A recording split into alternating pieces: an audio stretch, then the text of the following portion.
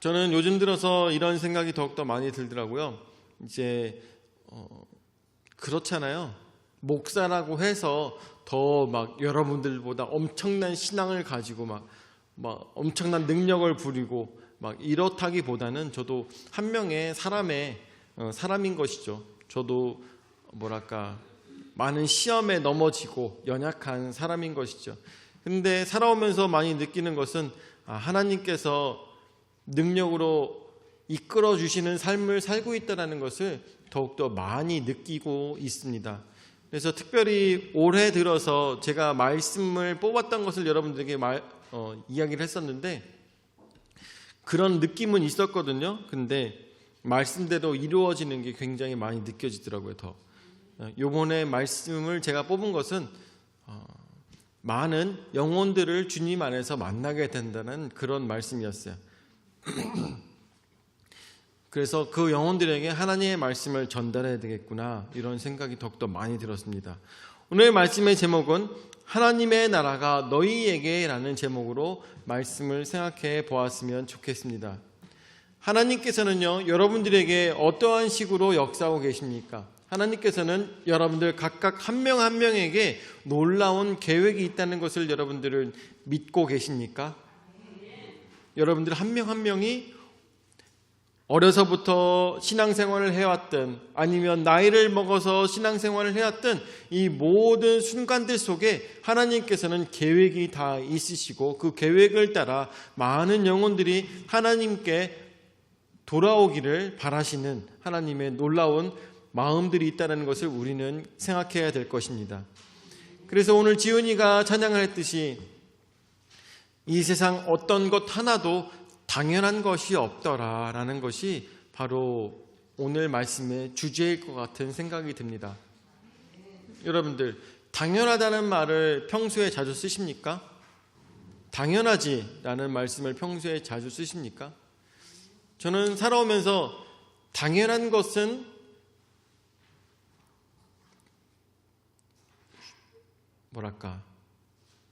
없는 것 같아요. 제가 대학교 때도 그런 이야기를 참 많이 들었어요. 당연하지라는 말을 많이 들었어요. 대학교 때도 이렇게 될 수밖에 없는 거야, 당연하지라고 하는데, 그런 이야기를 들었을 때 속마음에서는 이게 어떻게 당연하지? 이런 생각이 많이 들었어요. 세상에서 당연한 것은 없었구나 라는 생각이 들었어요.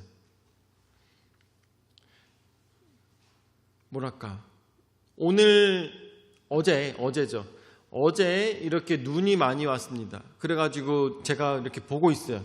눈을 보고 있다가 이 눈이 어느 정도 쌓이면 눈을 치워야 돼 라는 생각을 갖고 있어요. 왜냐하면 이것이 눈이 어느 정도 쌓였을 때 치우지 않으면 이것들이 다 얼음이 돼요. 그래가지고 보고 있다가 자기 전에 와가지고 바람 부는 걸로 싹 해가지고 할 수 있는 것만큼 치워놨어요. 그랬더니 오늘 아침에 어때요? 오늘 아침에 다 이렇게 많이 녹았죠. 안 그랬으면 이게 다 얼음이 됐을 것입니다. 여러분들 오셨을 때 이렇게 봤을 때 어떤 생각이 드십니까?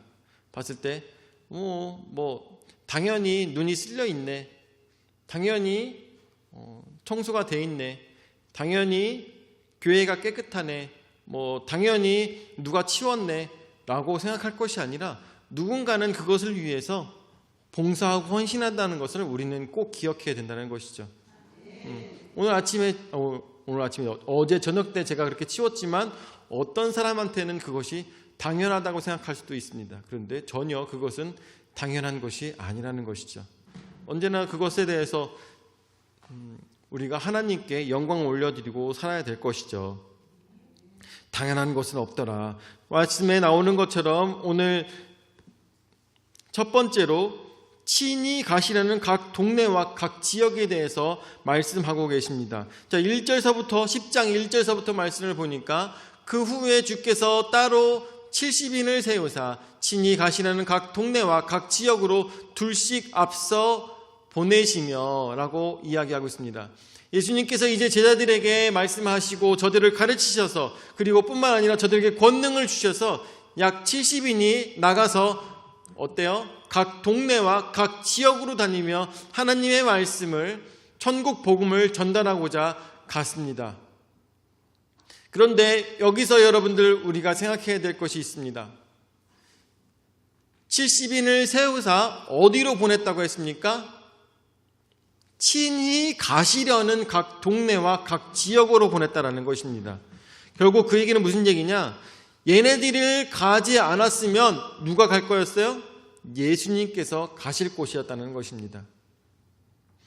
얘네들이 가지 않았으면, 70명이 가지 않았으면 예수님께서 가시고자 하는 곳에 그 70명을 예수님께서는 보내셨다는 것입니다. 그래서 둘씩 짝지어서 그들을 보내신 것입니다. 각 동네와 각 지역으로. 자, 2절 말씀에 이르시되 추수할 것은 많되 일꾼이 적으니 그러므로 추수하는 주인에게 청하여 추수할 일꾼들을 보내주소서 하라 라고 하였습니다. 예수님께서 70명을 보내시면서 저들을 통하여서 무엇을 기대하셨을까요? 하나님의 말씀이 땅끝까지 전파되는 것을, 그리고 이 70명이 주 안에서 새로운 능력을 체험하고 변화가 되는 것을 예수님께서는 생각하셨을 것입니다. 저도 주나 나이 때쯤이었던 것 같아요. 주나 나이 때 중학교 1학년, 2학년 때인가? 그때 전도 집회를 갔었어요. 여러분들에게 말씀을 드린 적 있죠. 전도 집회를 갔습니다. 그래서 그곳에서 어떻게 전도를 하는 것인지 배웠어요. 그러고 난 다음에 마지막 날, 아니 3일째 날에 이제 3박 4일짜리 코스였는데 3일째 날에 저희에게 이야기를 하더라고요. 너희가 이제부터 2명씩 짝지어서 이 동네에서 나가서 만나는 사람이 있을 텐데, 눈이 마주치는 사람이 있을 텐데, 그 마주치는 사람은 절대로 우연이 아니니 그 사람에게 복음을 2명이서 전달해라. 그리고 1명은 무릎 꿇어서 그 자리에서 기도하고 1명은 그 사람을 붙잡고 이야기를 해줘라 라고 그곳에서 배웠어요. 그래서 붙잡고선 이제 2명이서 한 조가 돼서 그대로 나갔습니다. 그대로 나가가지고 저는 이제 중학생으로서, 그리고 같이 있었던 사람도 중3 이 정도 되는 형이었던 것 같아요. 그래서 같이 나가서 복음을 전달하기 위해서 나갔어요. 그래서 처음 만나는 사람들에게, 눈이 마주치는 사람에게 복음을 전달했습니다. 복음을 전달하는 동안에 1명은 그 추운 겨울날 바닥에 엎드려서 기도하였고 그곳에서 복음을 전달했어요. 지금 생각해보면 그 복음을 듣는 사람이 얼마나 당황스러울까 생각이 들어요. 얼마나 당황스러워요. 꼬마들이 와가지고 학생이 와가지고 이렇게 하는 것을 보았을 때. 근데 그런 사람이 한두 명이 아니라 거의 한 150명 정도가 그 교회에서 촥 나가가지고 그렇게 복음을 전달했어요. 그렇게 저도 복음을 다 전달하고 난 다음에, 정말 먼 곳을 다니면서 복음을 전달하고 난 다음에 다 같이 맞춰진 시간에 와서, 그곳에 와서 이제 전도를 하면서 느꼈었던 것들, 또한 전도를 하면서 봤던 것들, 경험했던 것들을 그곳에서 같이 이야기를 하였습니다. 그런데 어떠한 일이 벌어졌을까요?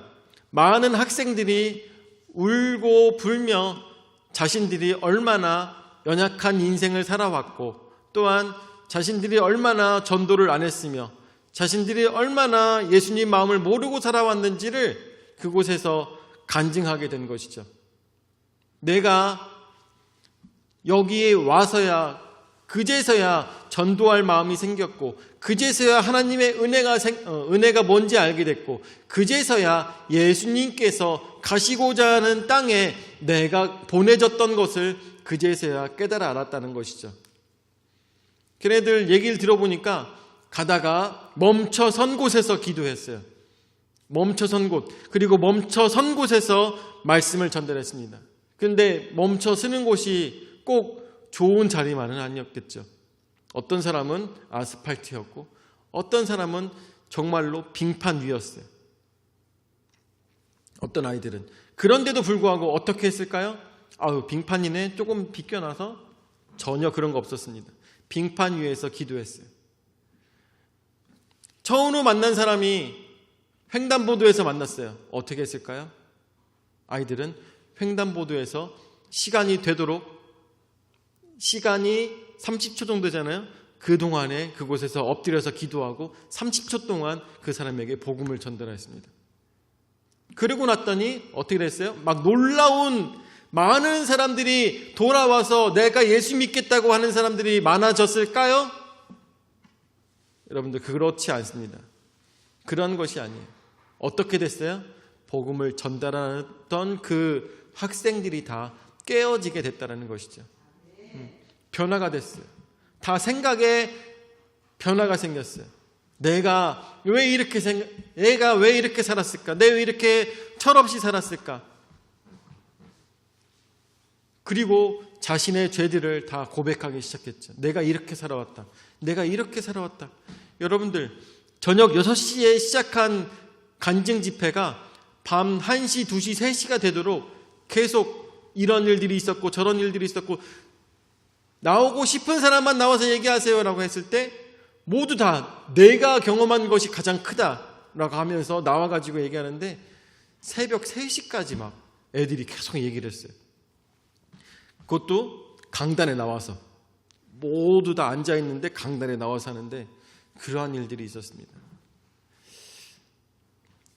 예수님께서 직접 친히 가시고자 하는 곳에 여러분들 한 명 한 명을 보내신 것을 믿으시기 바랍니다. 예수님께서는요, 이 땅에 계시지 않고 성령으로 우리와 함께 하시지만 그 일들을 70명이 아니라 우리에게 이 모든 일들을 맡기셨다는 것이죠. 그렇기 때문에 우리는 이 땅에 어디 있든지 간에 복음을 전달하는 것을 끊이지 않는 그러한 삶을 살아야 될 것입니다. 그렇기 때문에 우리는 어떻게 되겠습니까? 두 번째로, 갈지어다입니다. 갈지어다. 예수님께서 우리를 보내실 때 그 마음이 어떠한 마음일까 우리는 생각해야 될 것입니다. 자, 3절 말씀 보도록 하죠. 예수님께서 보내시는 마음은 바로 이렇습니다. 갈지어다 내가 너희를 보냄이 어린 양을 이리 가운데로 보냄과 같도다 라고 예수님께서는 말씀하십니다. 어린 양을 이리 가운데로 보낸다는 것은 무엇일까요? 그야말로 죽으러 보낸다는 것이죠. 이리 가운데로 어린 양이 간다는 것은 죽임을 당하러, 죽이러 보내는 거나 마찬가지인 것이죠. 야, 이리야, 너 이거 먹어라 하고 보내는 거나 마찬가지죠. 그런데도 불구하고 예수님께서는 저들을 보내신다는 것입니다. 자, 그리고 4절 말씀 보도록 하죠. 전대나 배낭이나 신발을 가지지 말며 길에서 아무에게도 문안하지 말며 라고 하였습니다. 전대라는 것은 돈을 가지는 지갑을 얘기합니다. 돈을 가지고 가거나, 배낭이라는 것은 덮고 잘 수 있는 것을 얘기합니다. 배낭이나 또한 신발이라는 것은 신발을 신고 가지 말라는 얘기가 아니라, 신발을 안 신고 가지 말라는 얘기가 아니라 여벌의 신발을 가지지 말라는 것입니다. 그리고 길에서 아무에게나 문안하지 말며 라고 얘기하고 있습니다. 문안하지 말라는 얘기는 이 복음 전달의 심각성에 대해서 너희가 깨달아 알아야 된다는 것을 말씀하시는 것과 마찬가지죠. 예수님께서 이 말씀을 하시는 것, 전대나 배낭이나 신발을 가지 말며 길에서 아무에게도 문안하지 말며 라고 말씀하시는 이 시대에는 차도 없고, 그리고 타고 갈 수 있는 그런 것도 없었습니다. 그럼에도 불구하고 전대나 배낭이나 신발을 가지지 말라고 하는 것은 이 모든 것들을 누가 공급하시기 때문인 것입니까? 40년간 신발이 닳지 않게 하신 하나님께서 행하시기 때문에 전대나 배낭이나 신발이 너에게 필요치 않다고 말씀하시는 것이라고 우리가 볼 수가 있겠습니다. 자, 그다음에 세 번째로 평안할지어다입니다. 5절서부터 말씀해 보죠. 어느 집에 들어가든지 먼저 말하되 이 집이 평안할지어다 하라. 6절 말씀에 만일 평안을 받을 사람이 거기 있으면 너희의 평안이 그에게 머무를 것이요 그렇지 않으면 너희에게로 돌아오리라. 아멘. 자, 말씀을 하나 찾아볼까? 말씀을 에스겔서 33장 6절 말씀 한번 찾아줘. 제가 요번에 우리 병아기와 함께 화요일 날 친구네 집에 갔어요.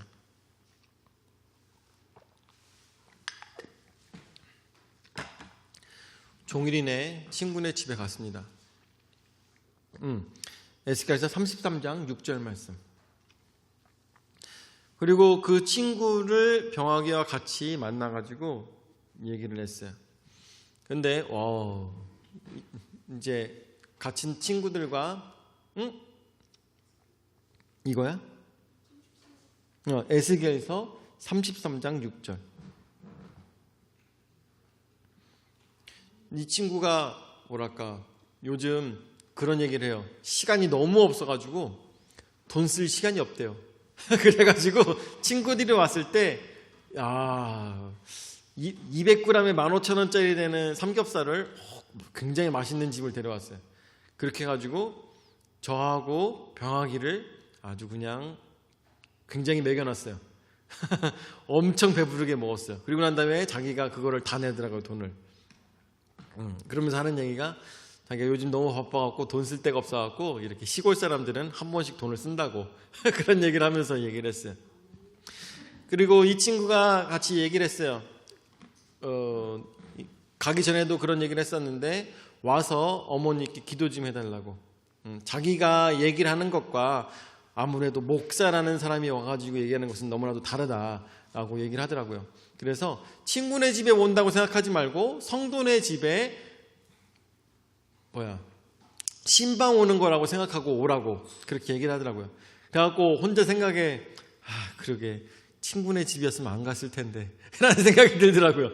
왜냐면 너무 머니까. 뿐만 아니라 요즘 청주에서 제천까지 길이 뚫려가지고 또 갈만하긴 하더라고요.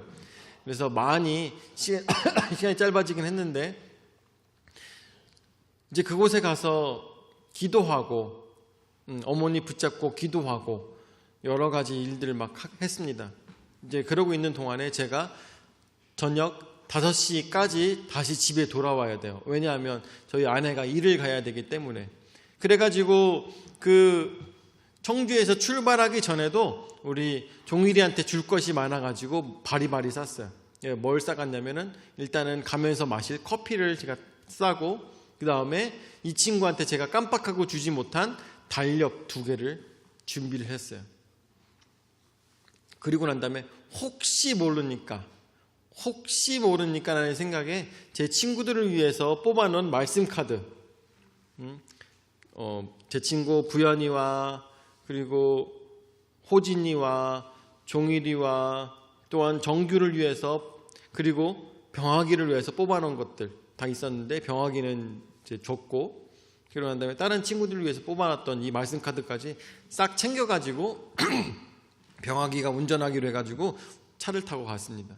그래서 도착하자마자 혹시 몰라서 갖고 왔어 하면서 이제 병아기한테 이걸 주면서 말씀 카드를 주면서 야 친구들을 만나게 되면 이 말씀 카드를 줘 라고 얘기를 했어요.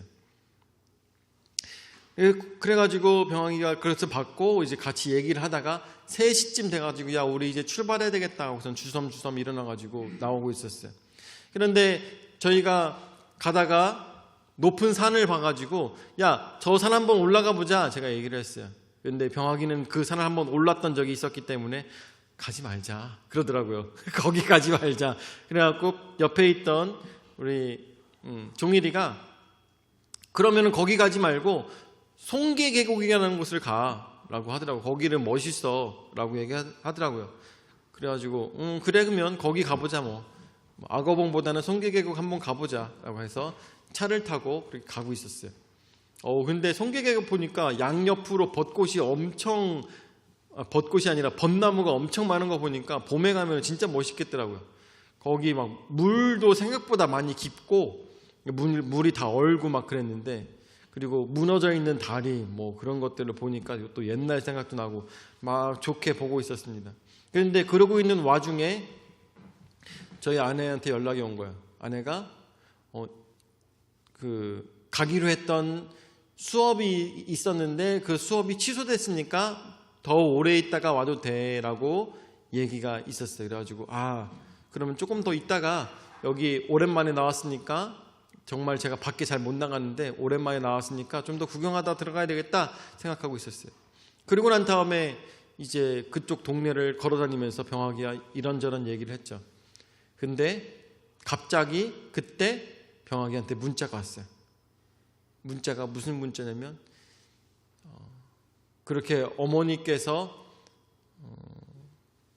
오늘 내일 하시던 친구가 어머니께서 돌아가셨다는 문자가 왔습니다. 근데 그게 충주 사는 친구였던 거예요. 단양에서 일하고 있는 충주에 이제 집을 둔 친구의 어머니께서 돌아가신 것이. 충주면 바로 옆인 거죠. 그래가지고 이게 웬일이냐, 어떻게 이런 일이 있을 수가 있을까. 우리가 365일 중에 딱 오늘 화요일을 날짜를 잡아가지고 여기로 온 건데, 제천을 온 건데 충주에서 이렇게 친구들을 다 만나는 기회가 생겼구나라는 마음이 들더라고요. 그래가지고 같이 얘기를 하다가 그러면은 여기서 1시간 정도 있다가 같이 이제 장례식장에 가서 문안을 드리자, 조문을 하자 얘기를 했어요. 그래가지고 친구들에게 다 연락을 했죠. 친구들한테 다 연락을 해가지고 너도 소식 들었지? 하면서 같이 만나자 얘기를 했어요. 그래가지고 밤 8시에 친구들을 다 장례식장에서 만나게 됐습니다. 만나게 됐을 때 여러분들, 제가 아까 말씀드렸죠. 혹시 몰라서 갖고 갔던 그 말씀 카드를 거기서 다 나눠줬어요. 혹시 몰라서 갖고 왔던 말씀 카드. 평소에는 말씀 카드를 제가 다 뽑아놔도 만날 기회가 없고 맨날 까먹어가지고 제가 친구들한테 다 못 줬거든요. 근데 요번에는 한 번에 다 만난 거예요. 하필 가지고 간 그날 말씀 카드를 다 줬어요. 그리고 여러분들에게 그 이야기를 한 적이 있는데, 오늘 에스겔서 33장 6절 말씀에 그러나 파수꾼이 칼이 임함을 보고도 나팔을 불지 아니하여 백성에게 경고치 아니하므로 그 중에 한 사람이 그 임하는 칼에 제함을 당하면 그는 자기 죄악 중에서 제한 바 되려니와 그 죄를 내가 파수꾼의 손에서 찾으리라 라고 에스겔서 말씀에 이야기하고 있습니다. 이 얘기는 무슨 얘기냐? 돌려서 얘기하면, 쉽게 말씀을 드리면, 네가 말씀을 전하지 않아서 할 수 있었는데도 불구하고 네가 안 했을 때 그 죄값을, 얘가 만약에 지옥 가게 되면 그 죄값을 누구에게 찾는다고요? 파수꾼, 바로 너에게 찾는다라고 에스겔서 말씀을 통해서 나오고 있는 것이죠. 제가 그래서 종일이한테도 얘기했습니다. 야, 이 친구한테 이 얘기는 꼭 해야 될 것 같아. 어머님 돌아가신다는데 이 친구한테 이 얘기는 꼭 해야 될 것 같아 라고 하면서 제가 영접 기도를 써가지고, 믿지 않는 친구인데도 불구하고 이 친구한테 다 써가지고 보내줬어요. 야, 네가 이거 싫어하는 거 알아. 이런 거 싫어하는 거 알아. 그런데 혹시 어떻게 될지 모르니까 이거 어머님께서 혹시 듣지 못하시고 말씀하시지 못한다 할지라도 네가 옆에서 읽어드리고 한번 같이 할 수 있도록, 선창하고 후창할 수 있도록 한번 해봐라. 네가 어떻게 될지는 모르지만 만약에 네가 예수 믿게 되었을 때 내가 욕을 먹고 싶지 않아서 그래 라고 얘기했어요.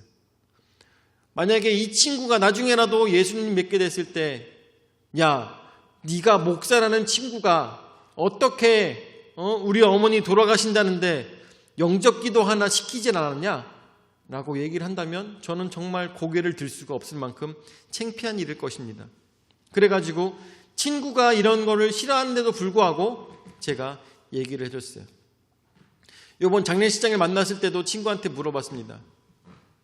그거 내가 얘기한 거 했어? 라고 얘기했더니 어머니께서 다 들으셨는지 아니면은 기력이 있으신지 잘 모르겠지만 옆에서 읽어드렸어. 그래서 그래, 고맙다, 잘했다 라고 얘기를 했어요. 여러분들,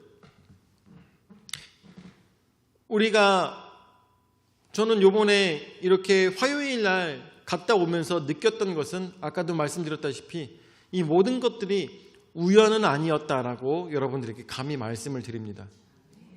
어떠한 하나도 우연은 아니었어요.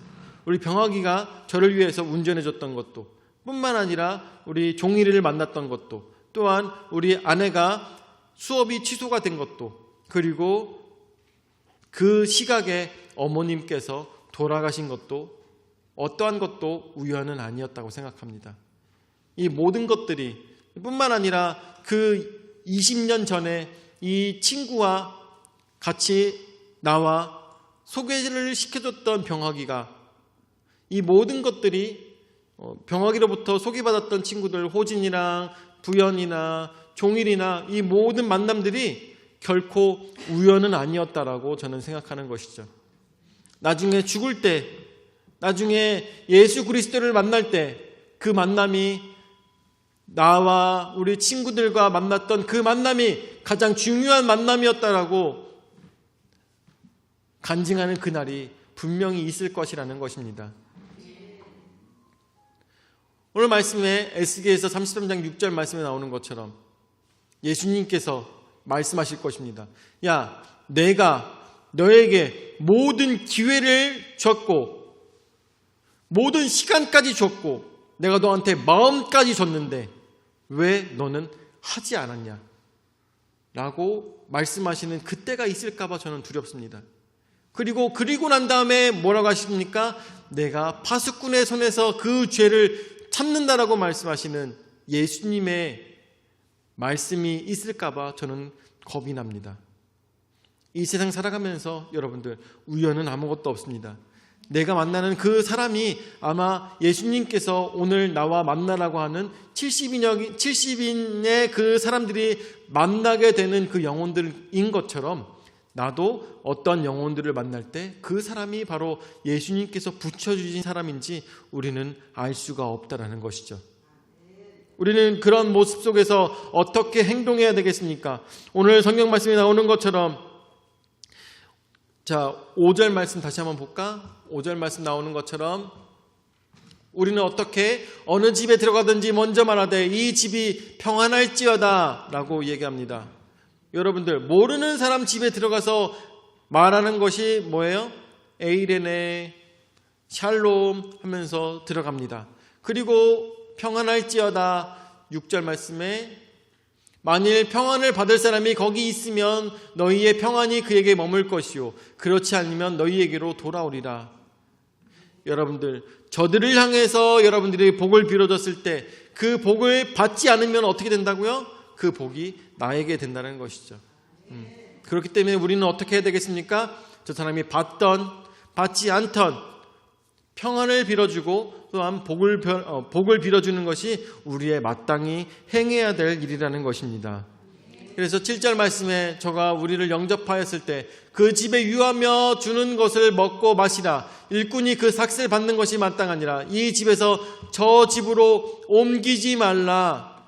좋은 것을 먹으러 돌아다니지 말고 대접받는 것을 기뻐하며 여러 군데 돌아다니지 말고 그 집을 위하여서 기도해주고 축복을 빌어주며 그곳에서 하나님의 말씀을 전달하라고 예수님께서는 말씀하시는 것입니다.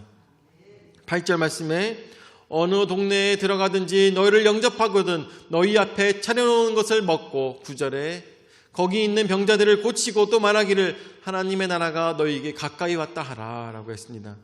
여러분들, 우리를 영접하지 않는 자는 어쩔 수가 없겠지만 영접하는 자라면 그들을 위해서 기도해 줘야 되는 것입니다. 또한 그들이 어려움이 있다면 우리가 그것을 놓고 기도해 주며 해결해 줘야 되는 것입니다. 내가 해결하는 것이 아니라 누구에게 간구하는 것입니까? 하나님께 간구하는 것입니다. 왜? 예수님께서 친히 가시고자 하는 곳에 내가 갔기 때문인 것입니다. 내가 보냄을 받았기 때문인 것이죠. 이것들은 우연이 아니라는 것입니다. 그리고 이야기합니다. 하나님의 나라가 너희에게 가까이 왔다. 여러분들, 하나님의 나라가 가까이 왔다는 것은 여러분들에게 말씀을 드린 적이 있지만 장소의 개념과 때의 개념으로 생각할 것이 아니라 바로 하나님의 사랑이 너희에게 가까이 왔으니 너희도 이 복음을 듣고 하나님의 사랑으로 다른 사람들을 대하라는 그러한 말씀이 내포되어 있다는 것을 우리는 생각해야 될 것입니다. 오늘 여러분들 우리는 이웃들과 좋은 관계를 맺고 있습니까? 그리고 친척들과 또한 형제들과 좋은 관계를 맺고 있습니까? 오늘 하나님께서 예수님께서 행하셨던, 예수님께서 제자들에게 말씀하셨던 이 말씀들 중에서 혹여나 여러분들 아직도 마음에 걸리시는 것들이 있습니까? 우리는 예수님의 제자들입니다. 사랑을 품고 세상 끝까지 나아가는 자들입니다. 주님께서 나로 하여금 친척집에 가게 하셨다면 그 친척집에 주님께서 오시고 싶으셔서 나를 보내셨다는 것을 우리는 기억해야 될 것입니다. 나로 하여금 힘든 성도의 집이 있다면 그 성도의 집에 목사라서 내가 대접받기 위해서 가는 것이 아니라 예수님께서 가시고자 하는 곳에 내가 불림을 받았다는 것을 우리는 기억해야 될 것입니다. 여러분들 오늘 어떠한 신앙에 어떠한 마음을 품고 계십니까? 이 모든 것들이 우연이 없습니다. 여러분들 하나님께서 부르셨고 하나님께서 보내심을 받은 자들이 바로 우리들인 것을 깨달아라. 오늘도 당연한 것은 없고 오로지 하나님의 모든 계획 속에서 나를 통해서 이루시는 하나님을 만나시기를 예수 이름으로 축원을 드립니다. 아멘. 사랑을 역사하시는 주여 은혜와 사랑을 감사를 드립니다. 오늘도 저에게 은혜의 복된 말씀으로 채워주시고 인도하여 주심을 감사를 드립니다. 이 세상 어느 것도 당연한 것은 없고 오로지 하나님께서 인도하시고 하나님께서 우리에게 기회를 허락하여 주시며 하나님께서 말씀할 그 자리에 우리를 불러주신 것을 말씀을 통하여서 생각하게 됩니다. 주여 우리가 어느 곳을 가든지 주의 말씀과 주의 능력으로 행할 수 있도록 인도하여 주시옵고 그 속에서 말씀하시는 그 속에서 행하시는 하나님을 바라보며 우리가 깨달아 알 수 있도록 인도하여 주시옵소서. 이제는 자기 몸부려 죽기까지 우리 죄를 담당하신 구주 예수 그리스도의 은혜와 자기 외아들을 주기까지 우리를 사랑하신 아버지 하나님의 무한하신 사랑과 성령 하나님의 감화 감동 역사 교제 위로 내주하신 은혜가 예수님께서 친히 가시고자 하는 곳에 70인을 보내셨던 것처럼 나를 보내소서 내가 가겠나이다라고 외치는 모든 성도들에게 영원히 함께 하실지어다. 아멘.